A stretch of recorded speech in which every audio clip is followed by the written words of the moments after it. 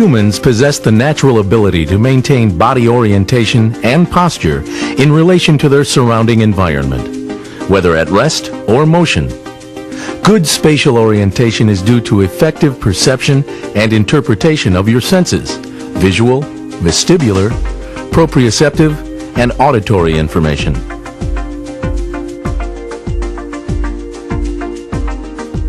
Two modules will be used to discuss how your body maintains spatial orientation. This module will focus on the vestibular and proprioceptive systems. The second module will discuss the visual system.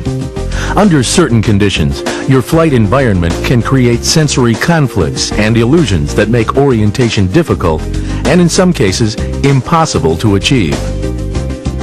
Spatial disorientation is the loss of your orientation in relation to the Earth's surface, caused mainly by a lack of and/or misinterpretation of visual, vestibular, or proprioceptive sensory inputs to the brain. Spatial orientation during flight requires an understanding of your sensory organs and knowing how you can compensate for their limitations. Visual references provide the dominant sensory information to maintain spatial orientation. This is especially true when your body and/or environment are in motion. Changes in linear, angular, or gravitational acceleration are detected by the vestibular system. Information gathered is mentally compared to the visual information being received.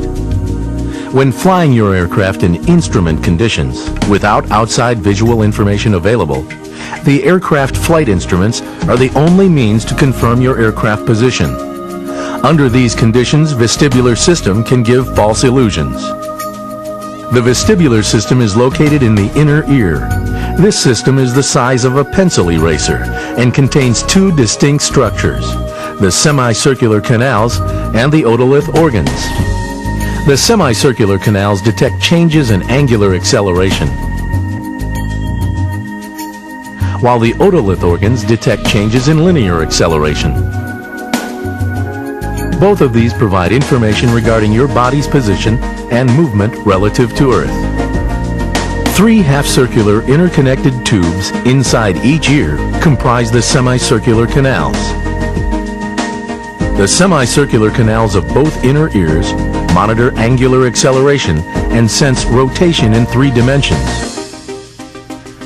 The planes of the 3 canals in each ear correspond to the roll, pitch, or yaw motions of an aircraft. Each canal is filled with a thick fluid and contains hair cells. The hair cells move as the fluid moves inside the canal. The fluid moves in response to angular acceleration.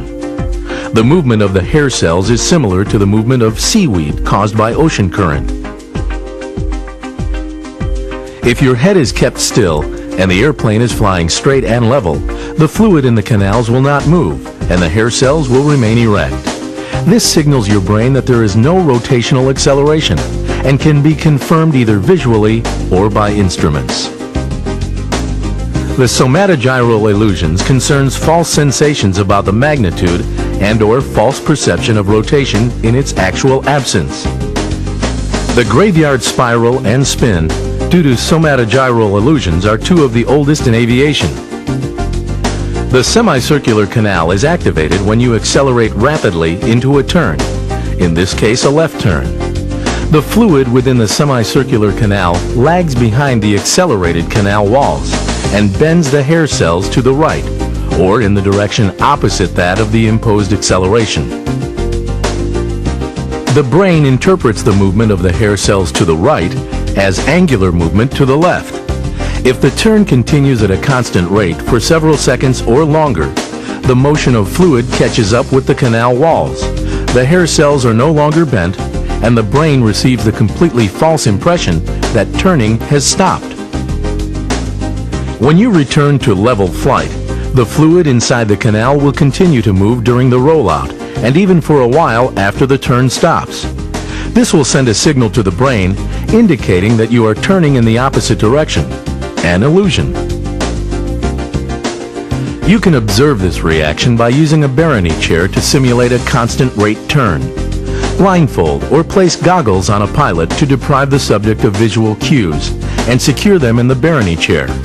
The subject is then told to indicate the rotation of turn by using thumb signals. As the rotation begins, the subject is aware of the movement.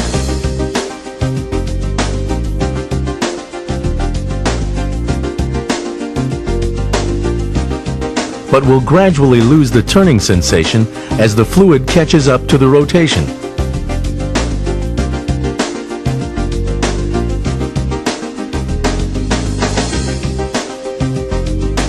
As the chair is brought to a sudden stop, the canal fluid continues to move for a short period of time and the hair cells are bent to the left. This gives the subject the illusion of turning opposite the original direction. If this sensory illusion is believed, you may try to counteract it by inappropriately turning the aircraft in the original direction. Now, let's examine some other in-flight illusions that are caused by the semicircular canals. The leans is the most common sensory illusion related to stimulation of the semicircular canals. The leans can be caused by two different circumstances while flying instruments without outside references. Remember this: it is possible for you to be unaware of a gradual turn of the aircraft because human exposure to a rotational acceleration of 2 degrees per second squared or less is below the detection threshold of the semicircular canals. The first scenario is when the aircraft tips to one side quickly enough for you to detect the movement, and you smoothly return the aircraft to straight and level below the detection threshold of the semicircular canals. You may sense the aircraft is still tilted to that side. The sensation will be so convincing that you will actually lean away from the perceived tilting even though the instruments read straight and level. The opposite may occur, causing the second scenario. You become aware of a gradual or prolonged turn of the aircraft that went unnoticed and take abrupt corrective action to level the aircraft. The illusion of banking in the opposite direction can occur, and you may lean in order to align yourself with the supposed axis of the aircraft. In both cases, trust your attitude indicator. Maintain aircraft control even though you retain the false perception of bank. The Coriolis illusion is probably the most dangerous of the vestibular illusions. This illusion involves the simultaneous stimulation of 2 or more semicircular canals in each ear, as is associated with a sudden tilting of your head, forward or backwards or to the side, while the aircraft is turning. This can occur when you tilt your head down to look at an approach chart or to write a note on your knee pad, or tilt it up to look at an overhead instrument or switch. This produces a very incapacitating sensation that the aircraft is rolling, pitching, and yawing all at the same time. This very uncomfortable illusion can make you become airsick or may result in losing control of the aircraft. To prevent this reaction, avoid sudden extreme head movements while making turns. The otolith organs are located in each ear at the base of the semicircular canals. The otoliths detect changes in linear acceleration in the horizontal plane and changes in the position of the head in relation to gravitational forces. Their structure consists of small sacs covered by hair cell filaments. These filaments project into an overlying gelatinous membrane tipped by tiny calcium stones. Let's observe this organ and how it operates. The sensory hairs will deflect with a change in your head position due to gravity acting upon them. So when you tilt your head, the resting frequency is altered and the brain is informed of your new head position in relation to the vertical plane. The biggest problem occurs when there is exposure to linear acceleration, such as during takeoff or landing. During takeoff, with sufficient forward linear acceleration, the fluid will flow over the otoliths and send a signal to the brain, inducing a false sensation of over-rotation. This illusion would tell you to push forward with the controls regardless of aircraft attitude. This would cause the aircraft to nose over and possibly crash. Another sensory input that plays a role in maintaining spatial orientation comes from the proprioceptors located in the skin, muscles, tendons, and joints. Proprioceptors provide information about body position and movements. By sensing points of physical contact between body parts and the surrounding environment, the proprioceptors make it possible for you to know your relative posture. These sensations provide the seat-of-the-pants sense, often referred to in flying. However, they alone will not let you differentiate between flying straight and level and performing a coordinated turn. Hearing does not create any significant role in illusions and plays a minor role in spatial orientation. The visual and vestibular systems play a dominant role in spatial orientation and override the small inputs of the proprioceptive and auditory systems. The best way to protect against spatial disorientation is to educate yourself about the sensory illusions and recognize your limits as a pilot. Take the opportunity to personally experience sensory illusions in a Barony chair, a gyro, or a virtual reality spatial disorientation demonstrator. By experiencing sensory illusions firsthand, on the ground, pilots are better prepared to recognize a sensory illusion when it happens during flight. The Aeromedical Education Division of the FAA Civil Aeromedical Institute offers spatial disorientation demonstrations with the gyro and the virtual reality spatial disorientation demonstrator in Oklahoma City. CAMI also makes these machines available at major air shows in the continental United States.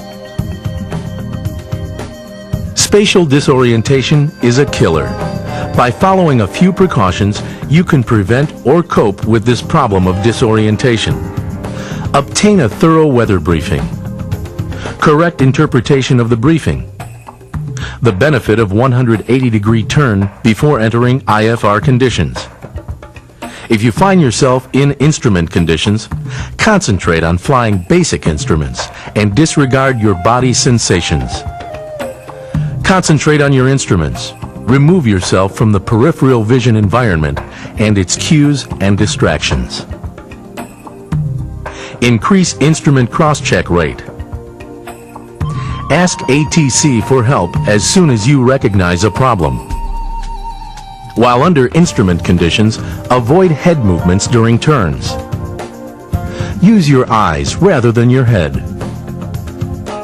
Defer non-essential tasks. Concentrate on flying the aircraft. If you are one of two pilots in an aircraft and you begin to experience a sensory illusion, transfer control of the aircraft to the other pilot. It is seldom that pilots experience sensory illusions at the same time. If an autopilot is available, use it until the sensory illusion dissipates.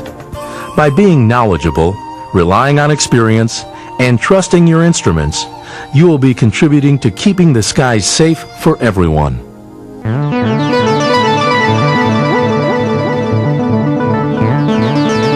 Spatial disorientation is the loss of your orientation in relation to the Earth's surface, caused mainly by a lack of and/or misinterpretation of visual, vestibular, or proprioceptive sensory inputs to the brain.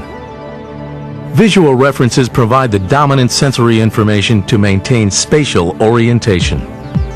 Changes in linear, angular, or gravitational acceleration are detected by the vestibular system. The inner ear contains the vestibular system. This system is the size of a pencil eraser and contains two distinct structures, the semicircular canals and the otolith organs. The semicircular canals of both inner ears monitor angular acceleration and sense rotation in 3 dimensions. The planes of the 3 canals in each ear correspond to the roll, pitch, or yaw motions of an aircraft. The somatogyral illusions concerns false sensations about the magnitude and/or false perception of rotation in its actual absence. The graveyard spiral and spin, due to somatogyral illusions, are 2 of the oldest in aviation. The leans is the most common sensory illusion related to stimulation of the semicircular canals. The Coriolis illusion involves the simultaneous stimulation of 2 or more semicircular canals in each ear and is associated with a sudden tilting of your head forward or backwards or to the side while the aircraft is turning. The otoliths detect changes in linear acceleration in the horizontal plane and changes in the position of the head in relation to gravitational forces. Another sensory input that plays a role in maintaining spatial orientation comes from the proprioceptors located in the skin, muscles, tendons, and joints. Proprioceptors provide information about body position and movements. Hearing does not create any significant role in illusions and plays a minor role in spatial orientation. The dominant role that the visual and vestibular systems play in spatial orientation override the small inputs of the proprioceptive and auditory systems. The best way to protect against spatial disorientation is to educate yourself about sensory illusions, recognize your limits as a pilot, obtain a pilot instrument rating, stay current, trust your instruments. Spatial disorientation is a killer. By being knowledgeable and trusting your instruments, you'll be contributing to keeping the skies safe for everyone.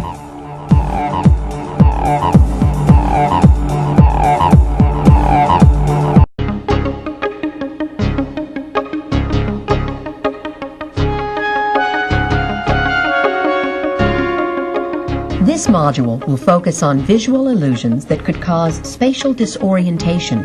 Spatial disorientation is the loss of your orientation in relation to the Earth's surface caused by a lack of visual, vestibular, or proprioceptive sensory inputs to the brain, or by misinterpretation of these inputs. Of all of the senses of the human body, vision is your most important sense in obtaining reference information. During flight, it is also the most dominant. Reviewing the module Vision in Aviation, to see or not to see, will aid in your understanding of the concepts discussed in this module. Do you realize that even though you may have perfect vision, you may not be seeing the whole picture? Visual perception involves your eyes, brain, and balance mechanism. The balance mechanism and its vestibular and proprioceptive components were discussed in the first module on spatial disorientation. The function of the eyes includes central and peripheral vision. Central vision, also known as foveal vision, involves the identification of objects and the perception of colors. It is a 1 to 3 degree cone which, during instrument flight conditions, allows you to acquire information from the flight instruments that your brain processes to provide spatial orientation. During visual flight conditions, central vision allows you to acquire external information to judge distance, speed, and depth. Peripheral vision is approximately 82 degrees on either side of the central vision field. Peripheral vision, also known as ambient vision, is involved with perception of motion and attitude cues, and provides peripheral reference cues to maintain spatial orientation. This visual capability enables orientation independent from central vision, which is why we can walk straight while reading. An understanding of how the brain processes sensory information is important so you can recognize and correct spatial disorientation if it occurs. Information from peripheral vision, vestibular signals, and proprioceptors are acquired and processed subconsciously. This process is very rapid. Information from central vision is acquired and processed through a conscious process. This process is much slower. This is a factor in your instrument cross-check for feedback on your status in flight. If you are an experienced and current instrument pilot, you will use your central vision to concentrate on the flight instruments, to override false illusions, and to maintain aircraft control. This skill takes practice, discipline, and concentration. What you have experienced, what you expect to see, and the sensory input you are receiving all influence perception. Which woman do you see here in this picture? There are two, an old one and a young one. Once you focus on one, it is difficult to transition to the other unless certain cues are removed. The flight attitude of an airplane is generally determined by the pilot's visual reference to the natural horizon. When the natural horizon is obscured, attitude can sometimes be maintained by reference to the surface of the earth below.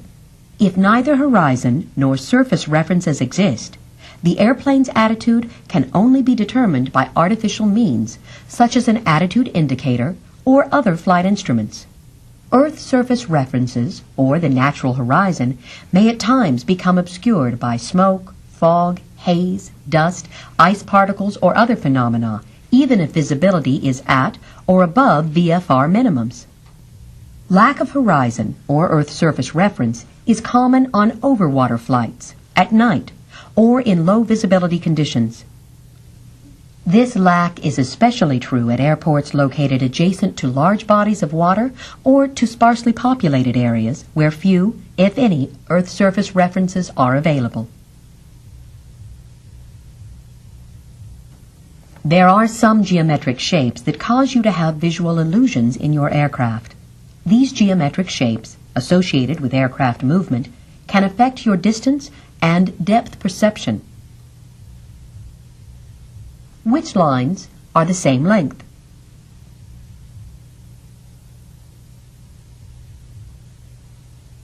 Are the thin lines parallel to each other or crooked?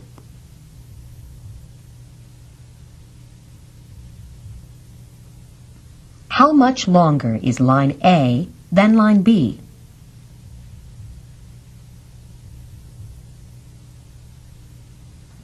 Which side of this cube is in the front and which is in the back? It depends on whether you look at A or the B.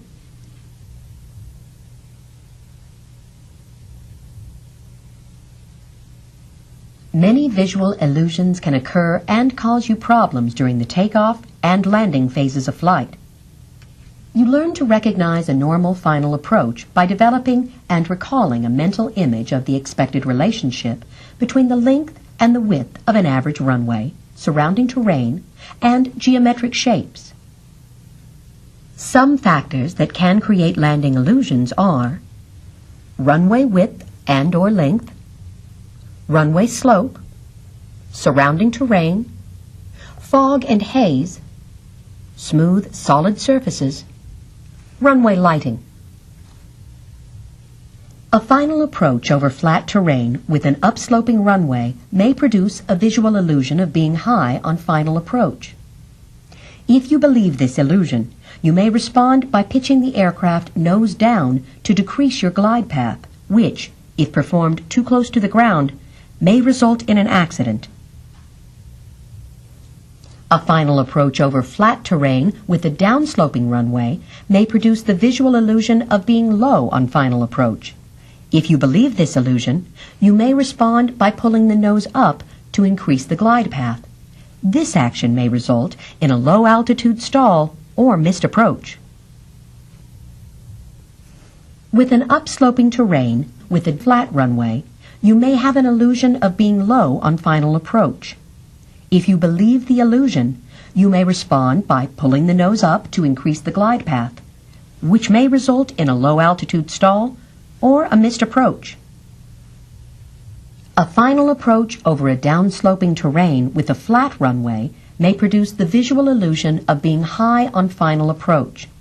If believed, you may respond by pitching the aircraft nose down to decrease the glide path, which, if performed too close to the ground, may result in an accident. Runways with varying widths and lengths are another source of illusions that may affect your perceived glide path. An approach to an unusually narrow or long runway may produce the visual illusion of being high on final approach. If believed, you may respond by pitching the aircraft nose down to decrease your glide path, which, if performed too close to the ground, may result in an accident. An approach to an unusually wide runway may produce the opposite illusion of being low on final approach. If believed, you may respond by pitching the aircraft nose up to increase glide path, which may result in a low-altitude stall or a missed approach. Depth perception can also be a problem due to runway width and length. If you have been landing on a narrow runway and then shoot an approach to a wide runway, be aware, your peripheral vision cues may not properly determine the height above the runway during the final part of your approach and flare. The possibility will exist for a hard landing. If your experience is landing on a wide runway and you shoot an approach to a narrow runway, the possibility exists for you to flare too high and have no airspeed. Night flying has illusions also. A final approach during a dark night, with no stars or moonlight, with no lights before the runway, and city lights or rising terrain beyond the runway, is known as a black hole approach. An approach under these conditions may produce a visual illusion of being too high on the glide path. If you believe this illusion, you may respond by pushing the aircraft nose down to decrease the glide path. This action could cause you to land short of the runway. Autokinetic illusion gives you the impression that a stationary object is moving in front of the airplane's path. This is caused by staring at a fixed single point of light, such as a ground light or a star, in a totally dark and featureless background. The illusion can cause you to have a misperception that such a light is another aircraft on a collision course with you. The false visual reference illusion may cause you to orient your aircraft in relation to a false horizon. This illusion is caused by flying over a banked cloud, night flying over featureless terrain with ground lights that are indistinguishable from a dark sky with stars, night flying over a featureless terrain with a clearly defined pattern of ground lights and a dark, starless sky.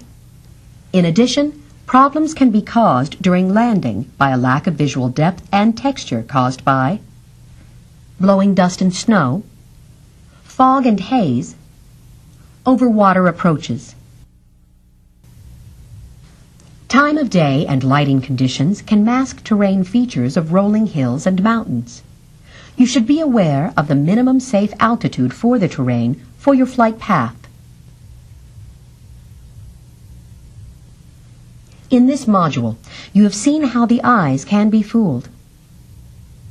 How do you defeat spatial disorientation and protect yourself against these illusions?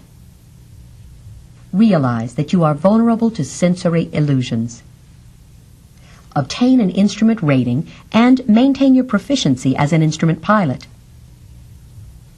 Be aware of the times and conditions that could cause you to be subject to visual illusions and spatial disorientation. Do a pre-flight plan to reduce the need for in-flight planning. Study and be familiar with the approach charts for your destination airports. Make it a part of your cockpit management to constantly cross-check your instruments with outside visual references. If you become disoriented, here is a checklist for recovery. Concentrate on flying basic instruments.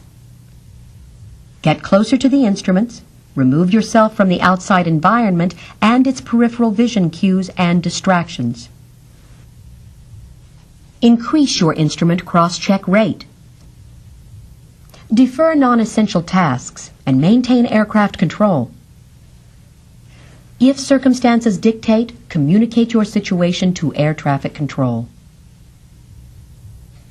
If you are an instrument-rated pilot, remember, instrument flying is a skill that erodes with time. Only the frequent use of this skill will allow you to maintain an optimum level of proficiency.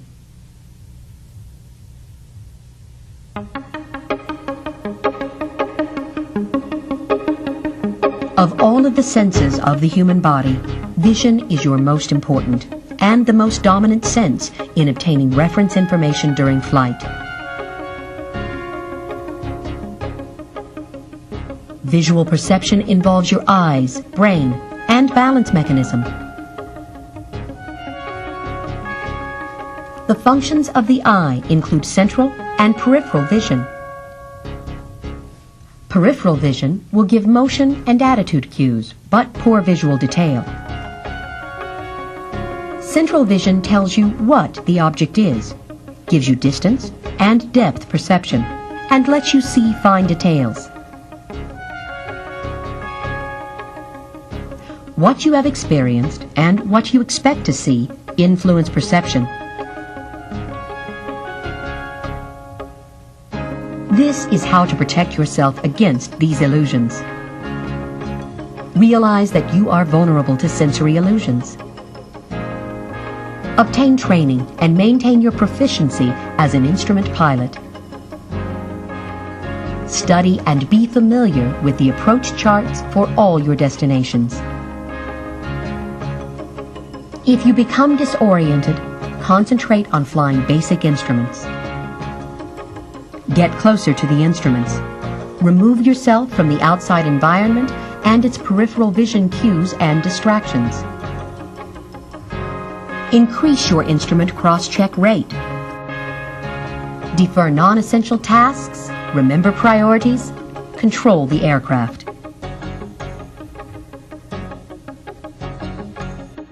Spatial disorientation is a killer. By being knowledgeable about its insidious effects and by trusting your instruments, you will be contributing to safer skies for everyone.